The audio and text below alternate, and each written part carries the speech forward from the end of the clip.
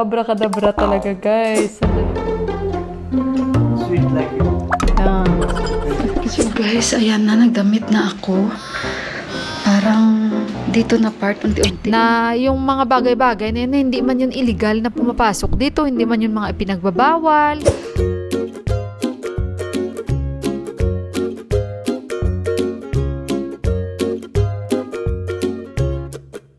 Okay guys, so eto na yung ating leche plan. Parang confident naman ako this time. Pero tingnan natin.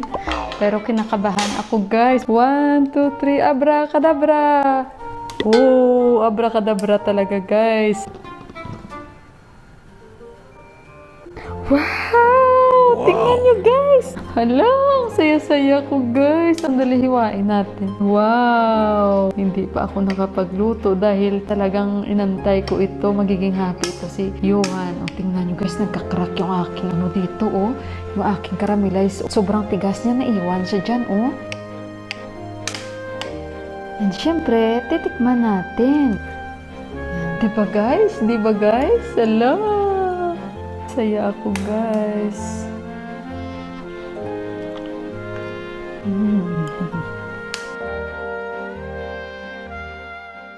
Ayun, at least naging success tayo. So, patitikimin natin si Deepak. Honest review.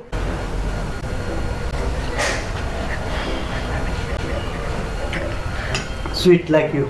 Ah. Too much sweet. Very sweet. You like? You like? Oh, gusto niya.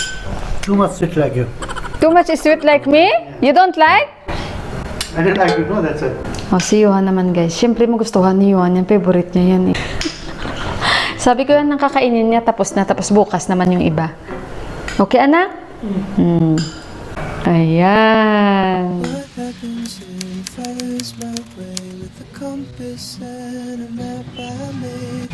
Looking for So, ito yung ating morning routine. Ako lang dito mag-isa. Nandito mag-isa. Ito guys, lagi kong nakakalimutan na ibibigay ko ito kay Indira. Depende sa kanila. Kung sino ang may gusto nito sa kanila, lagi kong nakakalimutan. Nandito no isang araw si Mandira. Hindi ko pa ito nasusuot since natanggap ko ito. And ayan, ako ay nagliligpit. Hindi ko alam actually kung saan ako magsisimula. So, at the end of life, na ako lang mag-isa dito.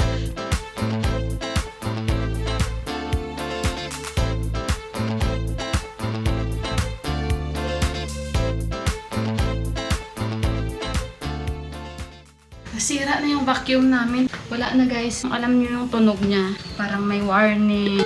Ganun yung tunog ng vacuum namin. So, parang ano din. Matagal-tagal din siya. Kumbaga, nag-stay din siya ng matagal. At grabe din yung servisyo niya. So, may get ano din. Siguro magsi 6 years din yung vacuum namin. Worth it din. Tama lang yung magpahinga na siya. Ay, ala, sandali guys. Nandiyan na yung basura. Inihanda ko na actually yung basura. Tumakbo na naman ako.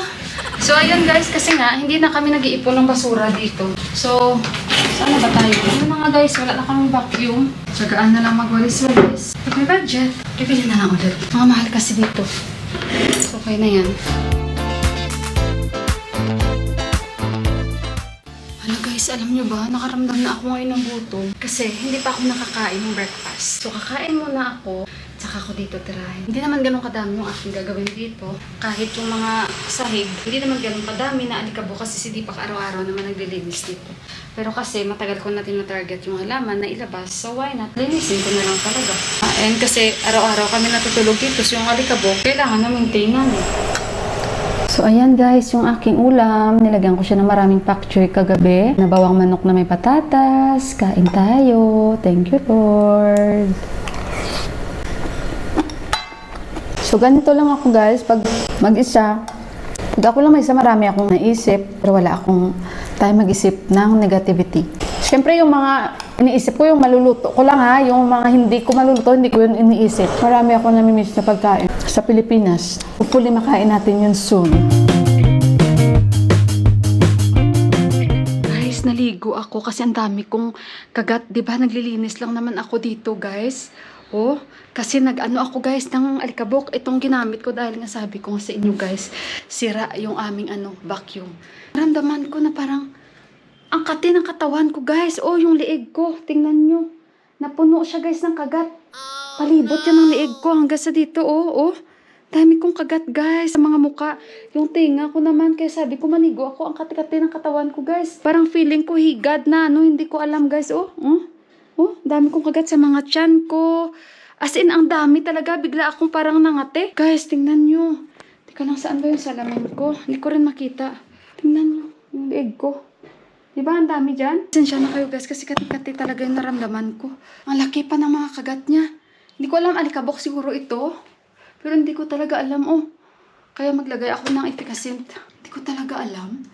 Grabe. Unang muna sa liig, naramdaman ko la. Kaso lang wag nyo naman damihan kasi malamig ito sa katawan na parang minti talaga. Kasi kung higad to, kumalat na talaga to. Alam ko yung higad eh. Alikabok siguro to na hindi ko alam. Pero grabe guys, no? Grabe, kaya dali-dali ako nagbanyo. Pero tinapos ko pa rin. Kahit nakaramdam ako ng ng kate. Hala, parang nagminti na yung buong katawan, guys. So, guys, ayan na, nagdamit na ako. Parang dito na part, unti-unti, parang nag-fade na yung kate niya.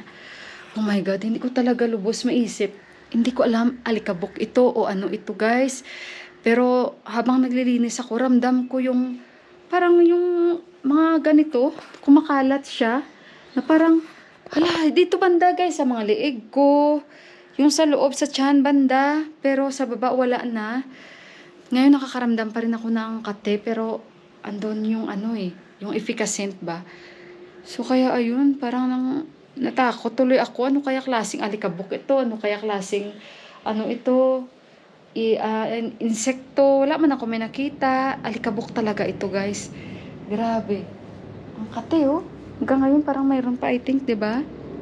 Kate yan sa mga mukha ko. Nilagyan ko na ng efficacent.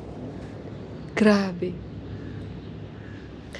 Feeling ko nag-okay na siya kasi hindi na ako nakakaramdam ng kate. Yan, Nanindig yung balahibo ko, guys, kasi maalala ko yung itsura ng higad, pero hindi man ito higad kasi pag higad ito at binasa ako, lalo siyang magi-spread, guys, kasi naka-experience na ako ng higad sa Pilipinas.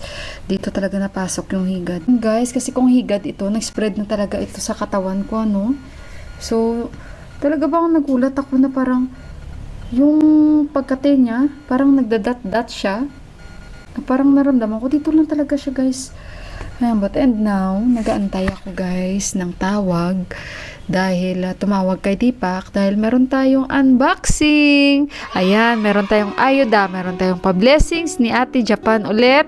So, ayan, alam ko hindi naman nabago sa inyo si Ate Japan ko. So, tuloy-tuloy ang pa-blessing sa atin ni Ate Japan. Although, mayroong pagbabago sa mga pinapadalhan dahil nga sa rules dito sa Nepal, lalong pahirap na pahirap, pero hindi yan kumbaga, hindi nag-give up ang ating Ate Japan sa pag-share ng mga blessings niya sa atin. So again, arigatou gozaimasu. Again, kay Ate ko Japan, thank you so much. And abangan nyo na lang yun, guys, maya-maya konti. Supposedly, may alis kami. May lakad kami ni Deepak. So, sabi ko kasi yung box today darating. So, baka sabi ko bukas na lang. Kasi nga si Johan, may nire-request si Johan na pabili.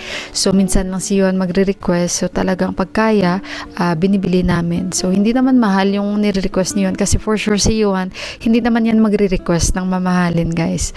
So, kaya ayun. And saka ko na i-share sa inyo kung ano yung nire-request ni Johan na bibili namin para sa kanya. So, abangan na lang natin maya konti, baka hindi ko lang alam, baka after 2 hours or ilang oras bago nila ma-deliver sa atin and mag-unboxing tayo.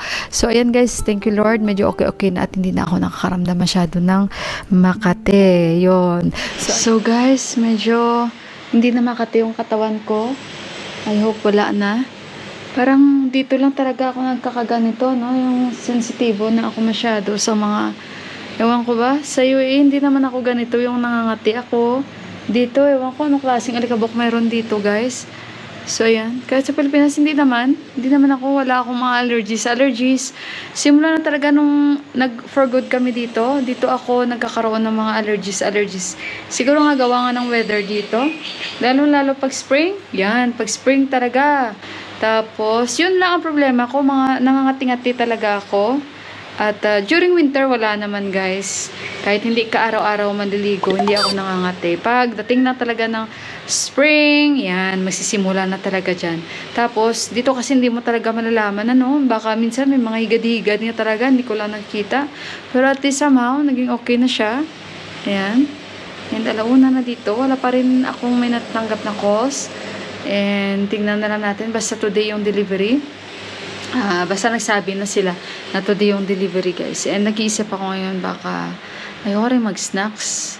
Tsaka ano bang kakainin ko sa snacks kung mag-order ako kay kuya. Momo, chow mein, yun lang naman pwede ko makain. Tsaka sausage, hindi naman ako pala kain ng sausage. And yun, talaga alam. Hindi naman ako nagugutom. Ayan, no, dumating na si Deepak. So, yung ating unboxing, bukas daw, i-deliver. And tumawag ulit ako sa office nila. Medyo nataasan ko boses kung lagi kong nakakausap. Kasi itong package ni ate guys, sasabihin ko sa inyo, sobrang delayed po ito. Kasi according doon sa Japan, May 15 pa lang, dumating na daw sa Nepal ito. Pero anong petsa na guys? May 29. And according sa kanila, May 22 daw ang arrival. According sa system nila. Hindi ko alam kung sila ba ay naglalaro lang o ano, dahil may mga screenshot kasi kami guys na sinisend ni ate sa akin, tapos ang dami na nagbabago na rules dito na pag nagpadala pati yung tahi na damit or hindi na tahi na damit, kailangan i-confirm. Yung ganun-ganun guys, marami silang pagbabago sa pinapadalhan ni ate dito sa Nepal, hindi po sa Japan. Kasi doon wala namang problema sa kanila, dito lang talaga may problema guys. So this time, yung package ni ate parang sobrang delayed, nahiya nga ako kay ate.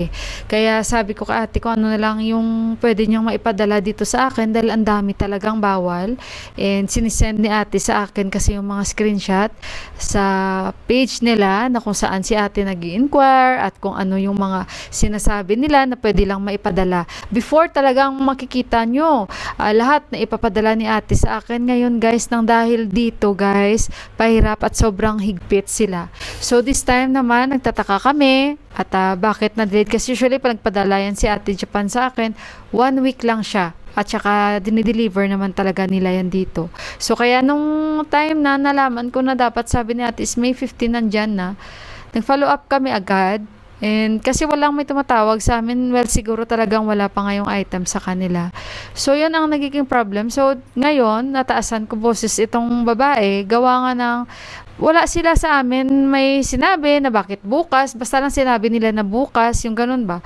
So sabi ko sa kanya, kinancel nga namin yung event namin for today dahil nga sinabi mo na today yung delivery, kasi nga sabi niya as soon as makuha nga niya yung package namin, i-inform niya agad kami, which is ginawa naman niya yun. Pero alam nyo guys, hindi siya na-delayed ng ganito So marami kasi silang excuse na kesyo ganito, yung airline daw hindi daw dinala, tapos yung boss niya daw ngayon lang daw dumating, ganito, ganyan. So, parang hindi ko na yun business yung mga ganun na yung boss mo ngayon lang dumating, yung airline hindi niya dinala, which is parang wala silang communication ng taga doon tsaka dito. Kasi according doon, sinabi na dumating noong May 15 dito sa Nepal. Dito naman, dinideny nila na hindi dumating noong May 15. So, sino bang paniniwalaan namin? Kami nga nag-uusap ni ate kasi nga may mga screenshot. So, sabi ko naman sa taga dito, may screenshot na ang sabi nila, dumating na daw noong May 15. And then, sinabi pa nga nila na baka hindi kayo marunong magbasa ng mga resibo. Sinabi ko rin yun kasi may screenshot kami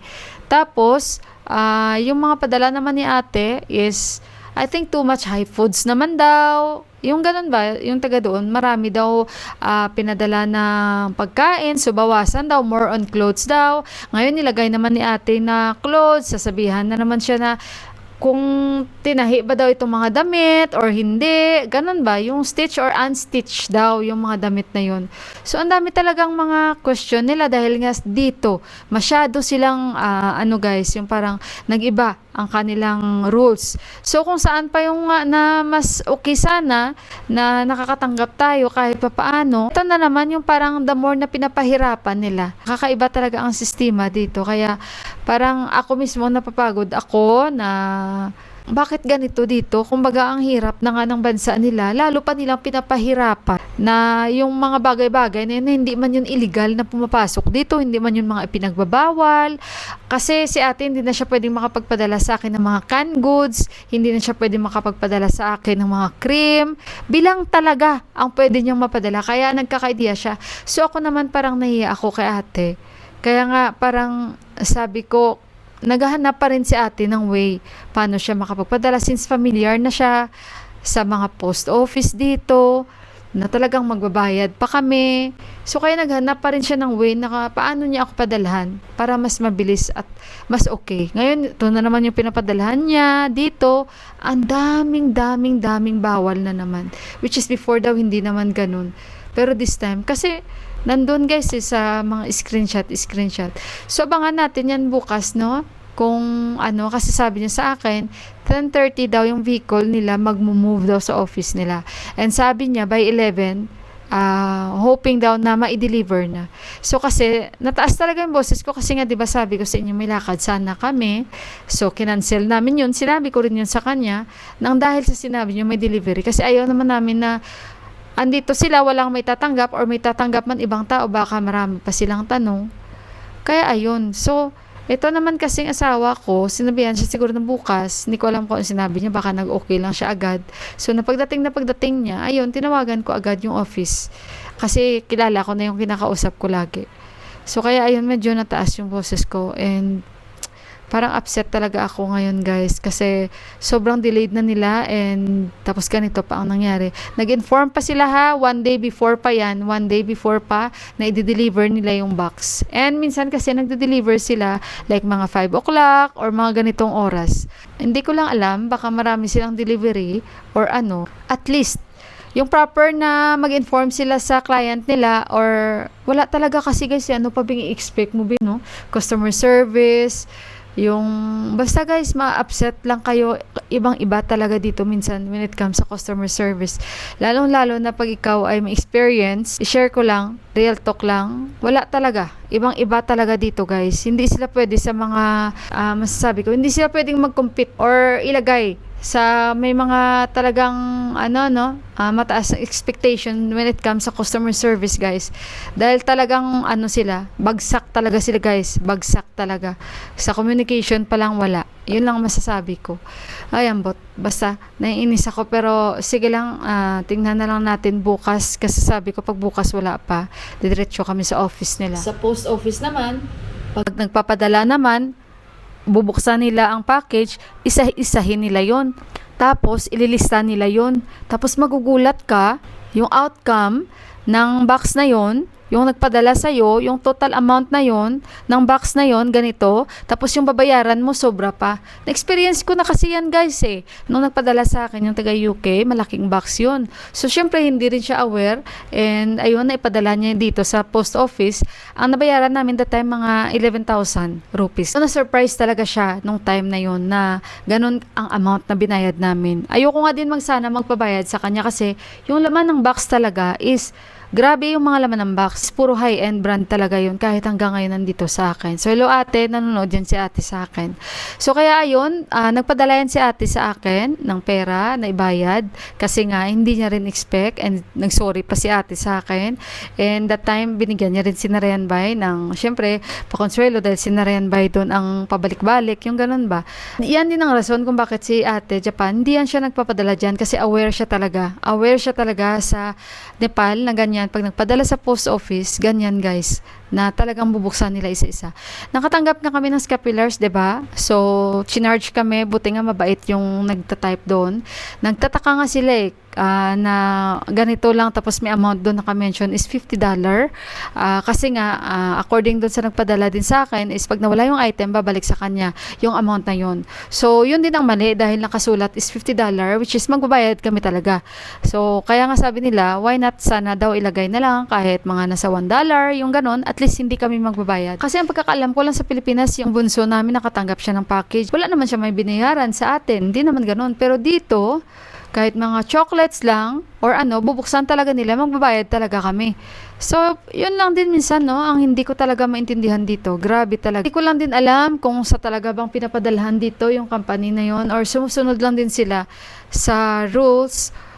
Pero parang ang weird kasi na wala namang mga pinagbabawal. Bakit ano yung mga pinagbabawal? Yung mga ganun ba? Yun lang guys, parang nakakadismaya, parang nakaka-frustrate pag nasa bansa ka na wala na nga eh, yung ganun ba? Tapos ang dami pa nilang ano na parang wala ka namang may nakikita na mga pinagbabawal ang ganun, 'di ba? So parang ang hirap. Sa atin naman kasi ma-share ko lang kasi sa experience ng kapatid ko, parang ang tagal. Sa atin naman parang ang bagal. No? Ang bagal. Dito naman kasi sa pinapadalan nito ng ate is mabilis ito eh. Pero this time na talaga na delayed. Pero sabi nga ng bunso namin, parang mas mabilis pa nga dyan compare dito sa Pilipinas. Kasi according sa kanya, yung package talaga, Holy Week pa nga dapat niya matatanggap. Pero natanggap na niya mga after pa 1 month ng Holy Week. Yung ganun. Sobrang tagal talaga. So dito, hindi ko lang alam, depende rin siguro sa papadalhan, but this time talaga ito talaga sobrang delayed na kasi dapat 1 week lang siya, tanggap na namin. So bukas guys, malalaman talaga natin yan kung kumusta yung package ko. And talagang sabi ko, pag bukas, sa sinabi niyang oras, wala pa, pupunta ako sa office nila. Titingnan natin talaga. Pasensya na kayo sa mukha ko, meron pa rin talaga, pinakita ko na kay Deepak. And parang pag nakikita ko na hindi yung playbook ba kasi parang yung ano dito banda o wala na, parang takot tuloy ako maglabas-labas na ngayon na nag-garden pa naman ako, pero dito lang naman ako kanina sa loob eh, hindi naman ako sa labas at feeling ko talaga alikabok talaga yun, kaya hindi ko talaga alam minsan, no, sarado naman yung mga bintana namin, pero dito sa Nepal grabe talagang alikabok guys, siguro kasi bundok yung kapaligiran. Kaya nanggagaling talaga yung alikabok sa ano siguro, taas. Kagat talaga to guys, oh. Okay guys, brown out. Ayan kung saan pa guys, minsan nagmamadali ako. Katulad niyan, upload na talaga siya. Tapos may mali pa doon sa vlog ko dahil nag-excess yung music na nailagay ko. Nag-connect siya doon sa pinaka-outro ko. Ngayon pag naila, i-upload ko na naman yung vlog ko. And sana na bukas ma-deliver nila. Kasi pag hindi pa bukas, may something na talaga guys. Something is going on sa package na hindi maganda. Ayun, ang tinatawagan ko pa pati, pag kinakausap ko siya, parang nag-whisper pa siya sa katabi niya. And parang, hello ma'am? Ganon siya. Tapos sabi ko, nakikinig ka ba or hindi? Hindi ko alam guys kung magiging magkaibigan kami or magiging magkaaway kami guys. So kaya ayun, marunong siya mag-English, magaling siya mag-English. Kaya nagkakaintindihan kami and alam ko na agad ang pangalan niya. Kaso lang nakakadismaya. Diba? So, sino kaya nagsasalita ng totoo sa kanila? Ano? Sana ma-deliver na yun bukas. So, ayun guys. And to my Ate Japan, pasensya ka na ate sa lahat-lahat. And arigatou gozaimasu. Thank you so much. And of course guys, kayo, thank you so much sa lagi niyong pagsuporta. And mag-good night na ako sa inyo. And pagpasensyahan nyo, late itong vlog natin. Ayan, naglagay na naman ako ng kalamay ng efficacent. Maganda pa yung efficacent guys. Parang mas mabilis siya compare sa kalamay. So, ayun guys. I-end ko na yung vlog. Maraming salamat po muli. I love you all and God bless us all and good night. Bye guys! Good night!